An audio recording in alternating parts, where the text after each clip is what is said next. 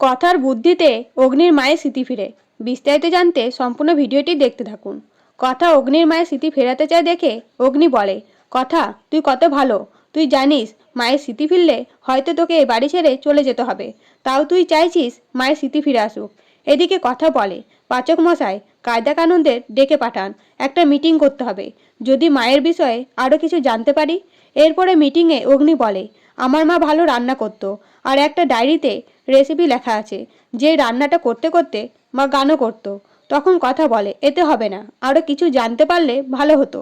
তখন অগ্নি নিজের বাবার কাছে যেয়ে বলে, আমি জানি মায়ের সব স্মৃতি আগুনে পুড়ে দেওয়া হয়েছিল, আমি পর্দার আড়াল থেকে দেখেছিলাম, কিন্তু মনেও তো কিছু স্মৃতি থাকে, সেগুলো যদি বলেন।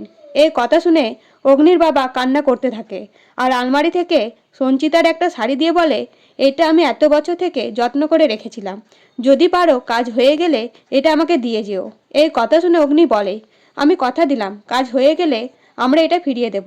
এই সব দৃশ্য দেখে কথা বলে, আপনাদের বাবা ছেলের সম্পর্কটা ঠিক করতে হবে, আপনারা যেন এভাবেই দুজন দুজনের পাশে দাঁড়ান। এরপরে পিসিয়াকে অগ্নির মায়ের শাড়ি পরিয়ে অগ্নির মায়ের মতো অভিনয় করতে বলে, গানও গাইতে বলে। তখন পিসিয়া গান গাইতে শুরু করলে অগ্নির মাও গান গাইতে শুরু করে, এবং পুরনো স্মৃতি ফিরে পেয়ে অগ্নিকে জড়িয়ে ধরে অগ্নির মা।